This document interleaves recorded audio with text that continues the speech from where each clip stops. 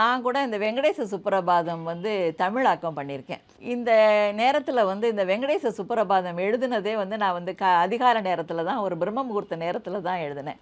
இதில வந்து ஒரு ஸ்டான்ஸா எழுதுறப்ப அதாவது என்னன்னா, "தங்க மகளும் தன் தாமரை தளிர்கரத்தால் அங்கமெல்லாம் நோகுமோ என அஞ்சி பாதம் வருட திங்கள் முகத்தான் திவ்ய பாதம் சிலிர்த்து மகிழ." அப்படிதாங்க எழுதினேன்.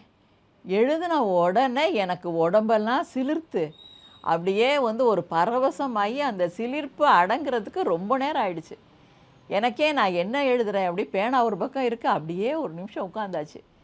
அந்த அனுபவம் வந்து எனக்கு லைஃப்பில் இறை அனுபவம்னு நான் வந்து இதை எழுதினது வந்து 25 வருஷம் முன்னாடி. இப்போ இன்றைக்கி நேற்று இல்லை, 25 வருஷம் முன்னாடி. அப்போ தான் எனக்கு முதல்ல வந்து நான் இறைவனை வந்து மனசார உணர்ந்தேன் அப்படிங்கிறது வந்து அந்த தருணத்தில் தான்.